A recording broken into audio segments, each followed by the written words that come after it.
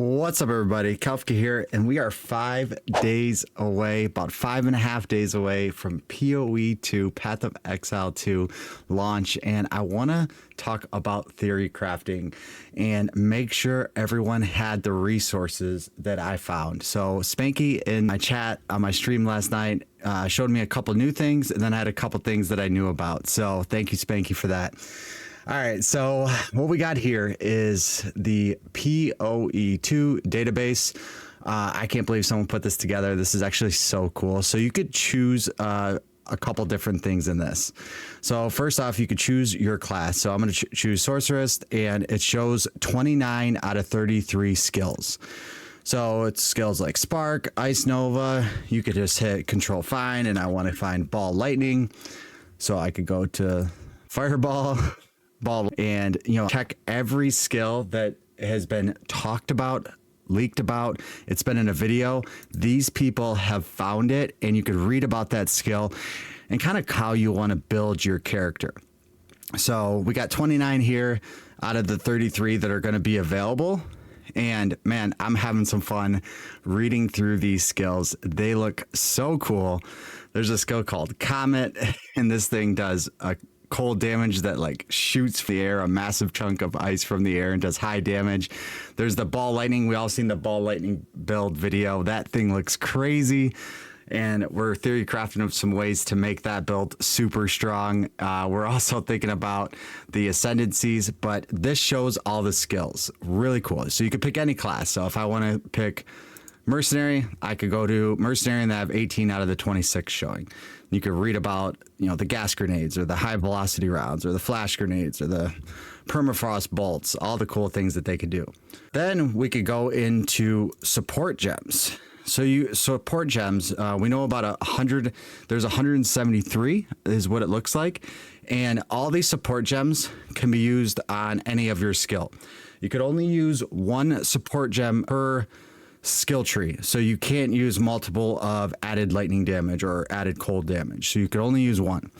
So this will kind of help you theory craft of how you want to build, and then your support gems. So if you look around this, you could see that I have this tab open too, and I'm gonna have all these links in the description so you could check out these awesome websites that were created.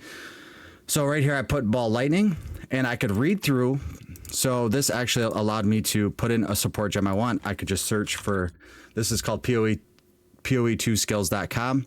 So I typed in Ball Lightning, I put Ball Lightning there, and then I went back to this page because it's a little bit easier to read, and I looked for different types of support gems I'm gonna want. So right off the rip, I see I want added lightning damage. So I'm gonna click this and type in added lightning without the space. Boom.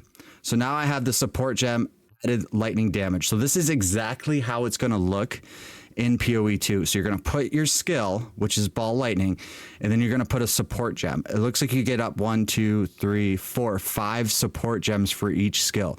So there's 5 different ways to modify each skill in PoE, and you could have 9 different skills.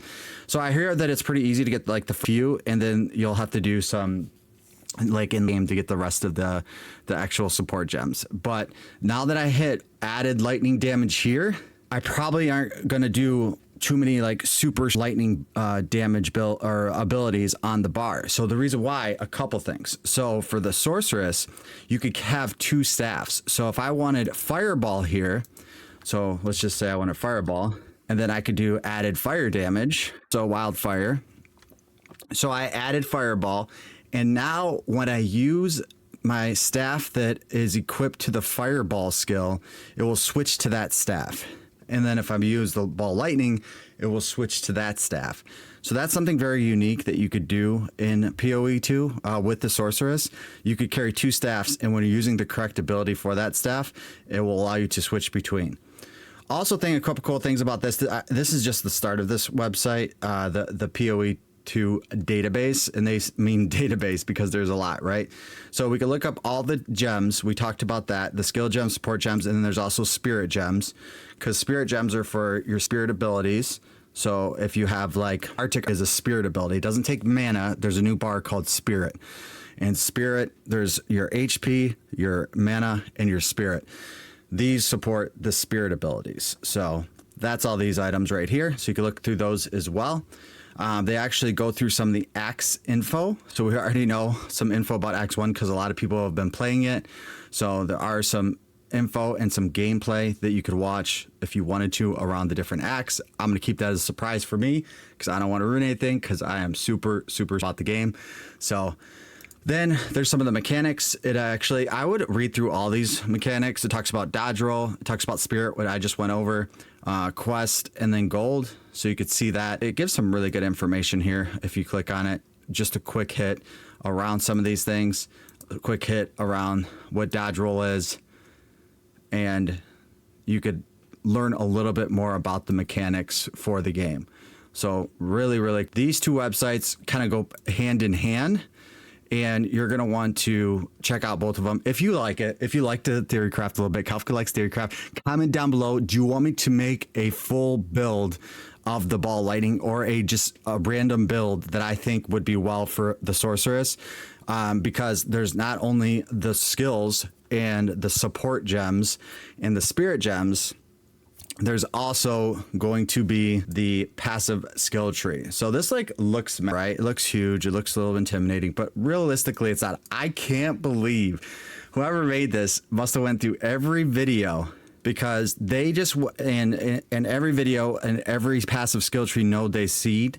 And a lot of this could be a little bit inaccurate because they could have changed a couple things, but they actually have some of these unlocked and then some of them aren't. So if you hover over it, will tell you if it is. So you could actually see how the tree looks, which is nice. So you could actually go through and click a path, because if you click on keystones, it will highlight what the keystones do.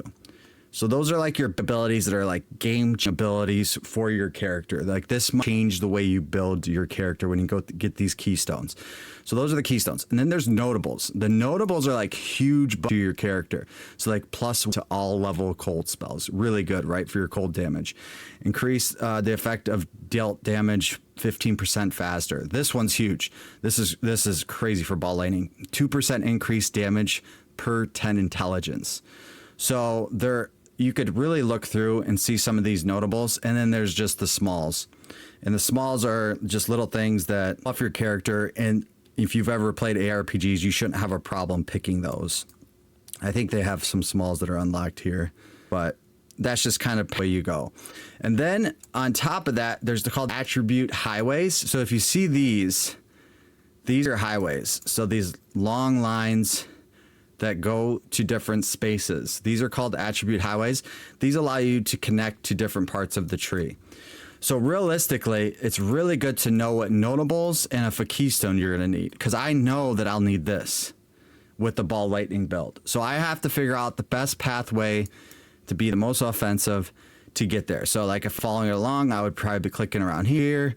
Oh, I would have to curve around here, going up here, boom, boom. Now I'm here. And I don't even know what level you could get to. I could probably calculate it if I wanted to, but I'm sure that this is going to be more for a late game anyways. So, but website is called Marco Agar. So I'll link the description on this. I don't know why this is called that website, but this website is very fantastic to pair with the skills. Character you want to play mercenary, you could check out the mercenary skills. You want to play a warrior, you can check out them. You can check out their support gems. You can check out their spirit gems and really figure out a couple things and understand before you play. We got 5.5 days. So we got 5.5 days to review and see exactly some info that will help us when we log in and play the game. That's what I'm looking to do.